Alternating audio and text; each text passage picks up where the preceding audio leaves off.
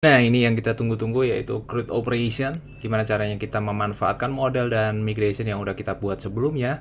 Oke, kita kembali ke code dan let's get started. Oke, kita udah membuat semuanya ya. Close all mana sih? Oke, di sini. Oke, kemudian kita masuk ke controller dan di sini ada post controller. Nah, tentunya sebelum post controller kita harus juga membuat untuk kategori controller ya. Ada node is make controller, kemudian kategori.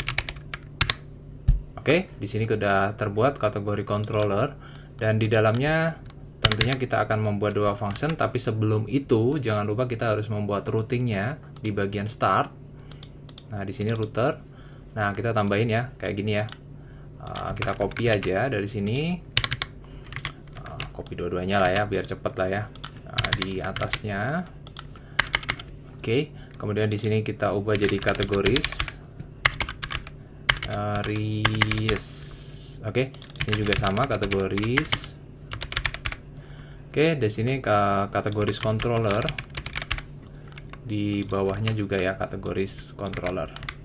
Nah, oke, sekarang kita masuk ke controller dan kita buat async index untuk menampilkan datanya dari database. Caranya cukup bahkan sangat mudah, yaitu cuma return await. Di sini kita import si kategori.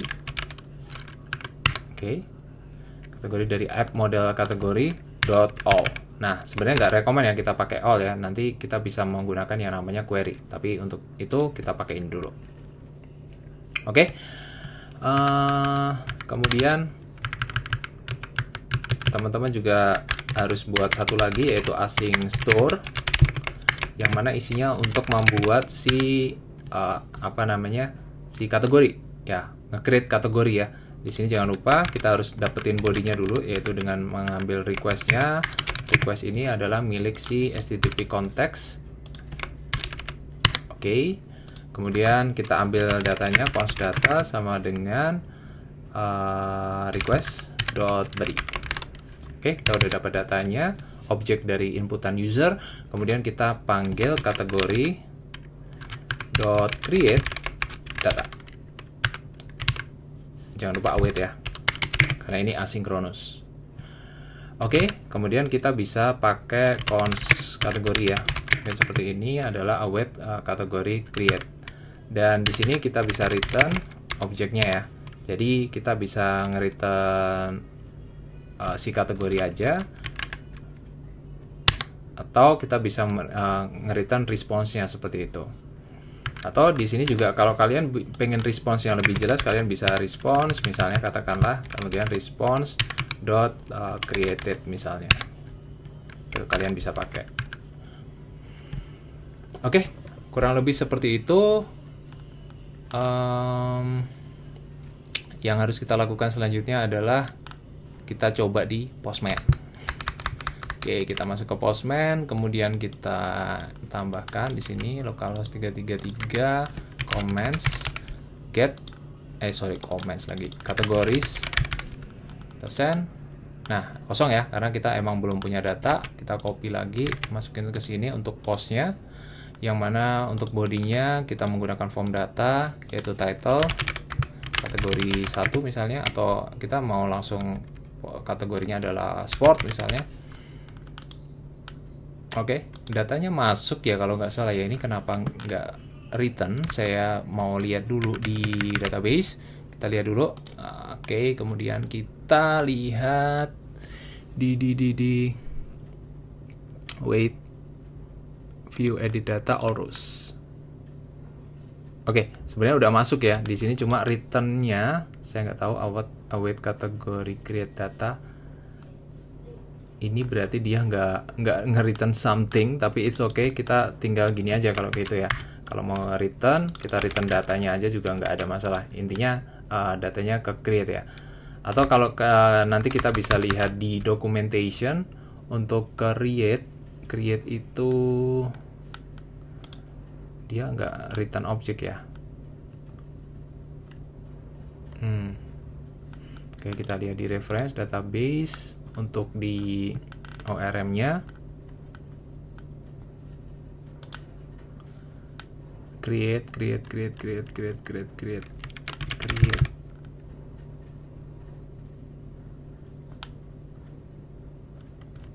Nah, di sini create user, await user create. Nah, harusnya return ya, tapi kenapa dia nggak return ya?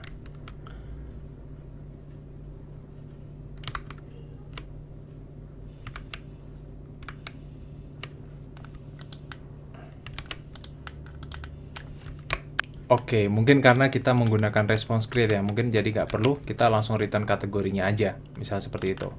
Oke, kita coba hilangkan dulu response-nya, dan kita coba ulang sport, dan sekalian kita bikin data baru ya, katakanlah education misalnya, kemudian send. Nah, kita dapat ya datanya. Oke, kategori udah beres, sekarang kita beralih ke post. Nah, post kurang lebih sama, kita return untuk indeksnya, return await post dot